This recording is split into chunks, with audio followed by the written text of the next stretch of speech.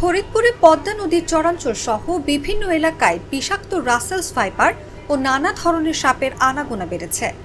রাসেলস ভাইপারের কামড়ে গত 6 মাসে অন্তত 6 জনের মৃত্যু হয়েছে। পিটিয়ে মারা হয়েছে অন্তত 12টির অধিক রাসেলস ভাইপার। এতে চরাঞ্চলবাসীদের মধ্যে বেড়েছে সাপের আতঙ্ক ও উৎকণ্ঠা। দেখা দিয়েছে শ্রমিক সংকট, ফলে বাদাম সহ বিভিন্ন ফসল ঘরে তুলতে পারছেন না কৃষকেরা। ফসল ঘরে তুলতে বাড়তি টাকায়ও মিলছে না শ্রমিক। সরেজমিনে দেখা যায় সদর উপজেলার নর্থ চ্যানেল ইউনিয়নের পদ্মার চরাঞ্চলে জেগে ওঠা ধুধু বালুর চর জুড়ে হয়েছে বাদামের চাষ। ফরিদপুর সদর চর ভদ্রাসন ও সদরপুরের চরাঞ্চলের বেলে মাটি বাদাম চাষের জন্য খুবই উপযোগী। সম্প্রতি চরাঞ্চলে রাসেলস ভাইপারের উপদ্রব বেশি হওয়ায় ভয়ে অনেকেই খেতে যাচ্ছেন না।